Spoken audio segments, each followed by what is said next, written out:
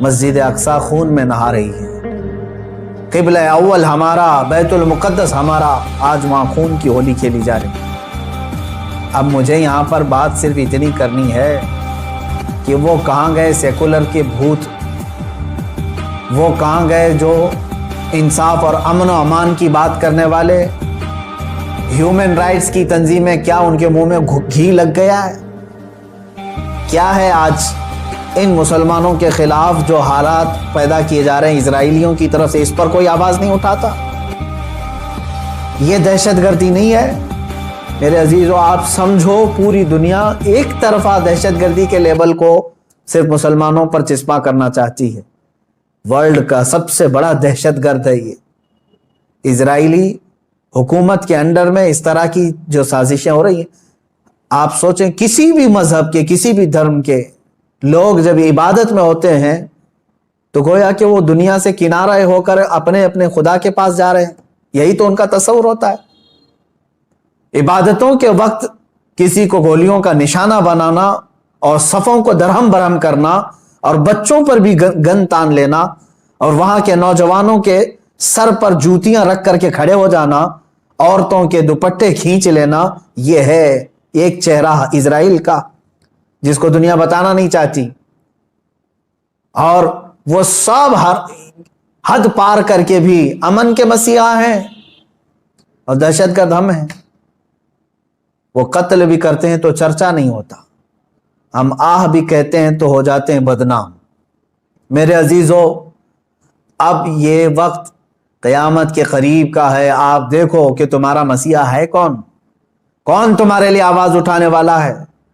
تقریباً 57 ممالک اسلامی نام سے جانے جاتے ہیں، ان میں کا کوئی لیڈر سوائے ترکی یا کچھ لوگوں کے؟ یہ سارے اپنے عیاشیوں میں مصروف ہیں۔ فلسطین کے بچوں کو ایک لقمہ کھانا دینے کے لیے بھی سعودی عرب کی حکومت تیار نہیں، امارات تیار نہیں۔ یہ تو اسرائیل کے ساتھ پینگے بڑھا رہے ہیں، اسرائیل کے ساتھ معاہدے کرنے چلے ہیں، اپنی پراپرٹیاں اور اپنے ایئرپورٹ ان کو گروی دینے کے لیے چلے ہیں۔ سمجھنے کی آج ضرورت ہے، جہاں اسلامی ملک ہم سمجھ رہے ہیں، سعودی ہو یا امارات ہو یا بحرین ہو یا قطر ہو، یہ تمام ممالک، ان سب کی نہ جانے کون سی مجبوریاں ہیں یا ان کے گھروں میں کون سے یہودی آ کر داخل ہو چکے ہیں، یہ واللہ عالم۔ کہ نہ سیریا کے مارے جانے والے مسلمانوں کے لیے بات کرتے ہیں، نہ فلسطین کے نہتے بچوں کے لیے بات کرتے ہیں، نہ یہ برما کے قتل عام پر کوئی بات کرتے ہیں۔ ان کو تو کچھ لینا دینا نہیں ہے امت مصطفیٰ سے، بلکہ یہ الٹا امت کے ان غریب مسلمانوں کو بلیم کرتے ہیں کہ یہ اس طرح دہشت پھیلاتے ہیں۔ ایک وقت آئے گا، دیکھ لینا، ان کی کرسیاں ہلیں گی، وقت آئے گا جب ان کے تاج اچھالے جائیں گے، یہ سب بہت بری موت مارے جائیں گے۔ اس لیے کہ میں نے پڑھا ہے کفر کی حکومت تو چل سکتی ہے لیکن ظلم کی حکومت نہیں چلے گی، ظلم زیادہ دن تک نہیں چلے گا، یہ صدائے بازگشت ہے، پلٹ کر کے واپس آنا ہے۔ آپ کو پتہ ہے، میں نے دیکھا ہے فلسطین کے بہت سارے لوگوں کو جن حالات میں وہ زندگی گزار رہے ہیں، اللہ کی پناہ، 35 سال 40 سال سے ان کی مارکیٹوں پر کرفیو لگی ہے۔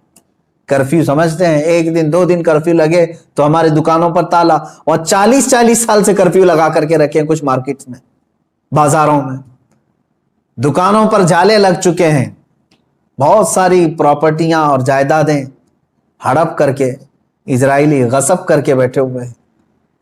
یہ ساری کی ساری چیزیں بنا ان عرب لیڈروں کی اجازت کے اور ان کی منظوری کے نہیں ہو رہی ہیں۔ یہ سب میں ان لوگوں کی ہمدردیاں شامل ہیں۔ انہوں نے سعودی ہو یا جتنے بھی یہ مسلم کنٹریز ہیں، فلسطین کے بچوں کے خون پر اپنی کرسیاں بچھائے ہوئے ہیں۔ آج ہمیں درد ہوتا ہے اس بات کا میرے عزیزوں کہ اب مسجد اقصیٰ کو بھی انہوں نے پامال کر دیا، مسجد اقصیٰ کے اندر داخل ہو کر کے اپنی گن کو اٹھا لیا اور عبادتوں کی اور صفوں کو وہاں پر درہم برہم کر دیا۔ اب یہ تمہارے سمجھنے کا وقت آ چکا ہے، اب مسلمانوں تمہارے اتحاد کا وقت ہے۔ لیکن ہم تو یہاں سے آواز اٹھاتے ہیں، جتنا ہو سکے میں بیدار کرنے کے لیے آواز اٹھاتا ہوں۔ ورنہ رہ رہ کے 100 زخموں کا خیال آتا ہے، کس زخم پر ہم بات کریں آج۔ اسی لیے وہ حالی کا شعر مجھے یاد آتا ہے، رسول پاک کی طرف مخاطب ہو کر کے حالی نے کہا تھا، اے خاص ہے خاصان رسول وقت دعا ہے، امت پہ تیرے وقت عجب آ کے پڑا ہے۔ آج یہی حال تو ہے امت پر، ایسے حالات کہ ہماری بہنیں بہت چیخ رہی ہیں اپنی عزت کے لٹنے پر، ہماری ماؤں کو بے آبرو کیا جا رہا ہے، لیکن ان کی مدد کے لیے اٹھنے والا کوئی شہسوار نظر نہیں آتا۔ مشرق سے مغرب تک، شمال سے جنوب تک ایک چپی اور ایک خاموشی ہے، ایک ایسا سنسان ماحول ہے کہ سب اپنوں میں اور اپنے آپ میں مست ہیں۔ تمہیں معلوم ہے آج ہم افطاری کے لیے بیٹھتے ہیں تو بڑی بڑی نعمتیں کھا لیتے ہیں، ان بچوں کا کیا ہوتا ہے جن کی افطاری کے وقت ان کے باپ اور ماں کی لاشیں سامنے رکھی رہتی ہیں؟ رمضان المبارک ان کا ہر سال اس طرح سے خون میں نہلا دیا جاتا ہے، یہ کون سا انصاف ہے؟ یہ امریکہ جو ہیومن رائٹس کی بات کرتا ہے، دنیا کو انصاف اور جمہوریت دینے کا علم بردار کہلاتا ہے، یہ سب کے سب ان فلسطینیوں کے قتل عام پر خاموشی اختیار کیے ہوں۔ کہاں ہے وہ اقوام متحدہ؟ کہاں ہے وہ UN ہے؟ وہاں پر ان چیزوں کی بات نہیں ہوگی۔ ہاں، اگر ایک اسرائیلی مارا گیا یا ایک یہودی یا ایک عیسائی مارا گیا تو اس کے لیے تو بوال ہوگا۔ مسلمانوں کا خون سستا ہو چکا ہے، مسلمانوں کا خون بہت عام ہے کہ ان کو کوئی بھی بہا دے۔ اے مسلمانوں، اس لیے آج تمہیں واپس اپنے اسی قدم پر آنے کی ضرورت ہے جہاں پر رسول پاک نے تمہیں چھوڑا تھا۔ میرے آقا صلی اللہ تعالیٰ علیہ وسلم نے جو نقوش ہمیں دیے وہاں پر تمہیں واپس آنے کی ضرورت ہے۔